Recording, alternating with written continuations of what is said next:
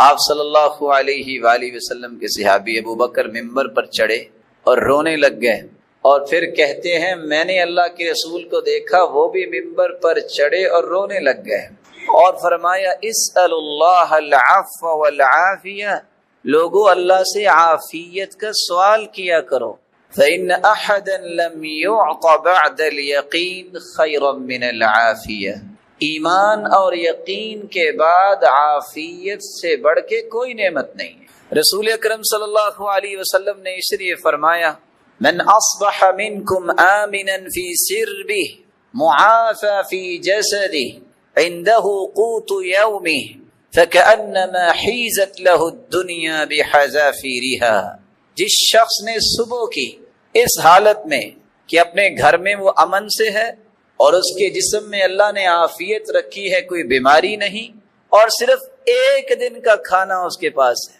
امن ہے، عافیت ہے، ایک دن کا کھانا ہے، اس انسان کے دامن میں تو اللہ نے پوری دنیا کی نعمتوں کو جمع کر دی۔ رسول اکرم صلی اللہ علیہ وآلہ وسلم نے دیکھیں کتنی اچھی بات کہہ دی، جب کوئی مسلمان ہوتا تو سب سے پہلی دعا یہ سکھائی جاتی کہ عافیت اللہ سے مانگو۔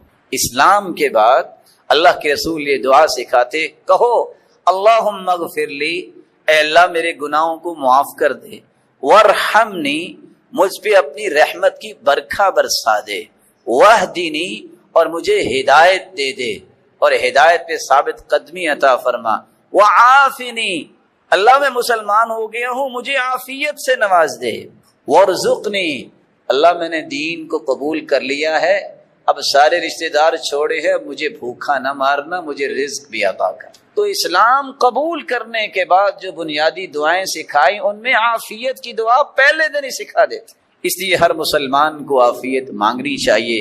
اللہ کے رسول صلی اللہ علیہ وآلہ وسلم نے اس لیے فرمایا عافیت کی دعا تمام دعاؤں سے افضل ہے، ما من دعوت يدعو بها العبد افضل من اللہم انی اسألک المعافات فی الدنیا والآخرہ، لوگ جتنے بھی دعائیں کرنے والے ہیں اس سے افضل کوئی دعا نہیں۔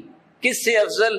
کہ بندہ یہ کہہ دے یا اللہ دنیا اور آخرت میں مجھے عافیت سے نواز دے، یعنی دنیا میں کوئی مصیبت و وبا اور کوئی مرض اور کوئی دکھ مصیبت نہ آئے، اور آخرت میں جنت کا وارث بنا۔ کہ ثلاث دعوات لا ترد، اللہ تعالیٰ نے ان کا مقام یہ رکھا ہے کہ ان کی دعاؤں کو اللہ رد نہیں کرتے۔ صحیح الجامع کی روایت 3032 اور سلسلہ صحیحہ کی روایت 1797، آپ صلی اللہ علیہ وسلم نے فرمایا 3 دعائیں رد نہیں ہوتی۔ دعوت الوالد لولدہ، والدین کی اولاد کے لیے دعا رد نہیں ہوتی، ودعوت الصائم، روزے دار کی دعا بھی رد نہیں ہوتی، ودعوت المسافر، اور مسافر کی دعا بھی رد نہیں ہوتی۔ بلکہ امام ابن الجوزی رحمۃ اللہ علیہ البر والصلہ میں یہ روایت لائے ہیں سیدنا حسن بصری رحمۃ اللہ علیہ سے، دعاء الوالدین یثبت المال والولد ویثبت المال والولد،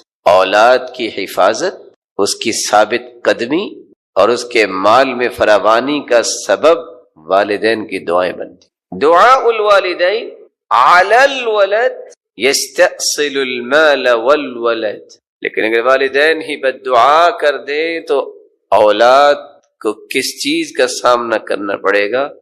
مال بھی برباد ہو سکتا ہے، اولاد بھی برباد ہو سکتا ہے۔ اس لیے آپ صلی اللہ علیہ وآلہ وسلم نے فرمایا، صحیح الجامع کی روایت 3049 اور سلسلہ صحیحہ کی روایت 596، ثلاث دعوات مستجابات، 3 دعائیں تو قبول ہوئی ہیں، لا شک فیہن، ان میں شک کی گنجائش نہیں۔ دعوت الوالد علی ولدہ، والدین کی بد دعا، ودعوت المسافر، مسافر کی دعا، ودعوت المظلوم، مظلوم کی آہ و بکا۔ رسول اکرم صلی اللہ علیہ وآلہ وسلم نے امت کو یہ بات سمجھائی ہے کہ یہ صرف بات نہیں ہے، یہ صرف نظریہ اور مفروضہ نہیں ہے کہ والدین کی بد دعا رد نہیں ہوتی۔ صحیح بخاری کی روایت 3436، رسول اللہ صلی اللہ علیہ وسلم نے فرمایا، سیدنا ابو ہریرہ رضی اللہ تعالی عنہ سے مروی ہے، لم یتکلم فی المہد الا ثلاثہ، ماں کی گود میں 3 بچوں نے کلام کی ہے، اس حدیث میں 3 کا تذکرہ، اگرچہ تمام روایات کو جمع کیا جائے تو 7 بچوں نے اپنی ماں کی گود میں گفتگو، جبکہ وہ وقت ممکن نہیں ہوتا کلام کرنے۔ عیسیٰ علیہ الصلاۃ والسلام، جب عیسیٰ علیہ الصلاۃ والسلام کو ماں لے کے آئی، لوگوں نے باتیں کی، تو جواب کس نے دیا؟ عیسیٰ علیہ الصلاۃ والسلام۔ ابھی وہ چند دن کے تھے۔ وَكَانَ فِي بَنِي إِسْرَائِيلَ يُقَالُ لَهُ جُرَيْج، بنی اسرائیل میں ایک بہت نیک انسان تھا جس کا نام تھا جریج۔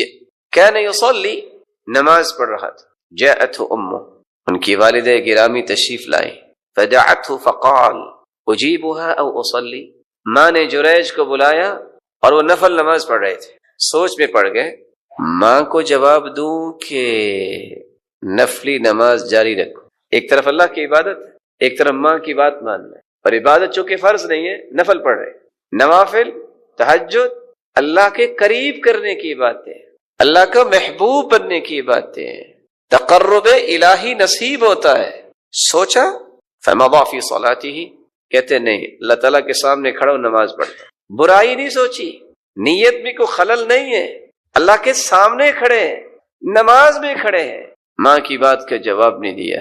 ماں نے بددعا دی، اللہم لا تمته حتى تريه وجوہ المومسات، اے اللہ اس کو موت نہ دینا جب تک فاحش عورت کو نہ دیکھے، غلط اور بازاری عورتوں کا سامنا نہ ہو۔ وَكَانَ جُرَيْجٌ فِي صَوْمَعَتِهِ، ایک کٹیا بنا کے عبادت میں مشغول رہنے والا یہ نیک اور صالح انسان، فَتَعَرَّضَتْ لَهُ امْرَأَةٌ وَكَلَّمَتْهُ فَأَبَى، ایک عورت بازاری آئی، اس نے برائی کا تقاضا کیا، اس اللہ کے ولی نے انکار کیا کہ یہ نہیں ہو سکتا۔ فَأَتَتْ رَاعِيًا، اس عورت پہ شیطان تو سوار تھا، وہ ایک چرواہے کے پاس آئی، فَأَمْكَنَتْهُ مِن نَفْسِهَا فَوَلَدَتْ غُلَامًا، اور اس چرواہے کے ساتھ اس نے برائی کی جس کے نتیجے میں بچہ پیدا ہوا۔ لوگوں نے پوچھا یہ کس کا بیٹا ہے؟ قالت من جریج، یہ جریج کا بیٹا۔ یہ وہ انتقام تھا جو اس کی برائی پہ اس اللہ کے نیک بندے نے لبیک نہیں کہا۔ جرم کس کا؟ عیب کس پہ لگ گیا؟ فاتوه فكسروا صومعته وانزلوه وسبوه، لوگ آئے انہوں نے کٹیا بھی توڑی، اس کو بھی باہر نکالا، گالی گلوچ بھی کی۔ فتوضا، آزمائشیں تو نیک لوگوں پہ بھی آ جاتی ہیں لیکن اللہ ذوالجلال اپنے پیاروں کو گرنے نہیں دیتا، یہ اس کے وعدے ہیں۔ ان اللہ لا یضیع اجر من احسن عملا، جس کا اچھا عمل ہوتا ہے اللہ ذوالجلال اسے ضائع نہیں کرتا۔ جریج نے وضو کیا، وصلی، نماز پڑھی، ثم اتى الغلام، اس نو مولود بچے کے پاس آئے جس کے بارے میں کہا جا رہا تھا کہ یہ بچہ جریج کا ہے۔ فقال من ابوک یا غلام، اے بچے بتاؤ تمہارا باپ کون ہے؟ یہ چند ساعتوں، چند گھڑیوں، چند گھنٹوں، چند دن راتوں کا یہ بچہ کیسے بات کر سکتا ہے؟ جریج نے کہا من ابوک یا غلام، بچے کس کے بیٹے ہو؟ قال الراعی، میں چرواہے کا بیٹا ہوں، ماں کی گود میں بولا۔ قالوا نبنی صومعتک من ذهب، جب اس بچے نے کلام کی تو سب پریشان کہ ہم نے تو اس کو گالی بھی دی، ہم نے اس کی کٹیا بھی توڑ دی، اور ہم نے اس کو ذلیل بھی کرنا چاہا۔ سب لوگ جہاں شرمندہ ہوئے وہاں کہنے لگے کہ آپ کا یہ جو مکان ہے سونے کا بنا دیں۔ قال لا الا من طین، یہ پہلے بھی مٹی کا تھا، اب بھی یہ مٹی کا ہی بنے۔ وكانت امرأة ترضع ابنا لها، ایک عورت اپنے بچے کو فیڈ کروا رہی تھی، دودھ پلا رہی تھی، من بنی اسرائیل، بنی اسرائیل کے اندر۔ فمر بها رجل راکب ذو شارة، ایک گھڑ سوار گزرا، کڑیل جوان، چاقو چبند، تو ماں نے دیکھتے ہی کہا اللہم اجعل ابنی مثلہ، یا اللہ میرے بیٹے کو بھی ایسا بنا دے۔ فترک ثدیہا، تو اس بچے نے دودھ پیتے پیتے دودھ پینا چھوڑا، واقبل علی الراکب، اور جلدی سے گھڑ سوار کو دیکھا اور کیا کہتا ہے؟ اللہم لا تجعلنی مثلہ، دودھ پینے والا بچہ بول رہا ہے یا اللہ مجھے ایسا نہ بنانا، یا سبحان اللہ۔ ثم اقبل علی ثدیہا یمصہ، پھر دوبارہ اس نے دودھ پینا شروع کیا۔ قال ابو ہریرہ، سیدنا ابو ہریرہ رضی اللہ تعالی عنہ فرماتے ہیں کہ انی انظر الی النبی صلی اللہ علیہ وسلم یمص اصبعہ، آپ صلی اللہ علیہ وسلم نے سمجھانے کے لیے انگلی کا اشارہ کیا کہ دوبارہ اس نے اس طرح دودھ پینا شروع۔ ثم مر بأمہ فقالت، یہ بات تو ختم ہوئی تو ایک لونڈی گزری، تو ماں نے کہا اللہم لا تجعل ابنی مثل هذه، اے اللہ اس لونڈی کی طرح میرے بچے کو نہ بنا۔ فترک ثدیھا، اس نے دوبارہ دودھ پینا چھوڑا۔ فقال، اور بول کے کہتے اللہم اجعلنی مثلہ، یا اللہ مجھے ایسا ہی بنا دے۔ یا سبحان اللہ۔ فقالت لما ذاک، جب پوچھا کہ کیوں، اس جیسا کیوں نہیں بننا، اس جیسا کیوں بننا ہے؟ فقال، تو روایت بتاتی ہے الراکب جبار من الجبابرہ، یہ جو گھڑ سوار تھا یہ ایک جابر انسان تھا، اور یہ جو لونڈی تھی اس پر الزام لگایا گیا کہ سرقتی زنیتی ولم تفعل، یہ بے گناہ عورت تھی جس پہ بدکاری کا بھی الزام لگا، چوری کا بھی الزام لگا، لیکن وہ پاک باز تھی۔ تو اس نے جابر بننا پسند نہیں کیا، اس نے اپنے آپ کو پاک باز لوگوں کے صف میں شامل کرنا پسند کیا۔ اس حدیث کے اندر ہمارا جو مقصود ہے، جریج اگرچہ اللہ کا ولی تھا، جریج اگرچہ معروف تھا نیکی میں، باوضو تھا، نماز میں کھڑا تھا، ماں کی بات پہ لبیک نہیں کہا، ماں نے بددعا دی، اس وقت تک موت نہیں آئی جب تک ایسی عورتوں کا سامنا نہیں کرنا۔ رسول اللہ صلی اللہ علیہ وآلہ وسلم نے سچ فرمایا، والدین کی بددعا رد نہیں ہوتی۔ آپ حیران ہوں گے، آپ نے نام تو سنا ہوگا امام زمخشری کا، سنا ہوا ہے؟ الکشاف، تفسیر الکشاف جس کی کتاب ہے، امام زمخشری کی ٹانگ کٹ گئی تھی۔ کسی نے پوچھا کہ آپ تو اتنے بڑے امام ہیں، آپ کی ٹانگ کیسے کٹ گئی؟ امام ابن الجوزی رحمۃ اللہ علیہ سے کسی نے آ کے کہا نا کہ فلاں شخص کے اوپر گھر گر گیا ہے تو نہ جانے وہ بچائے کہ نہیں بچا، کہتے نہیں وہ ضرور بچائے گا اللہ اسے۔ کہا گھر گر گیا ہے، کہا نہیں، اللہ کے وعدے ہیں، یہ لوگوں کے ساتھ بڑی نیکیاں کرتا ہے، اللہ اسے ضرور بچائے گا۔ جب وہ سب کچھ پیچھے ہٹایا تو وہ زندہ تھا۔ امام زمخشری سے پوچھا گیا آپ کی ٹانگ کیسے کٹی؟ انہوں نے جواب دیا دعاء الوالدہ، یہ میری ماں کی بد دعا تھی۔ کیا بد دعا تھی؟ کنت فی الصغر اصطدت عصفورا، میں نے بچپن میں ایک چڑیا پکڑی، شکار کیا، وربطته بخیط فی رجلی، اس کی ٹانگ میں ایک دھاگا باندھ دیا۔ آج بھی بچے ایسے ہی کرتے۔ فطار، وہ چڑیا، وہ پرندہ جب اڑا میں اس کے پیچھے، ودخل فی حرف، اور اس نے ایک بل میں داخل ہونا چاہا، فجذبته، میں نے اسے کھینچا، فانقطعت رجلہ، اس کی ایک ٹانگ ٹوٹ گئی۔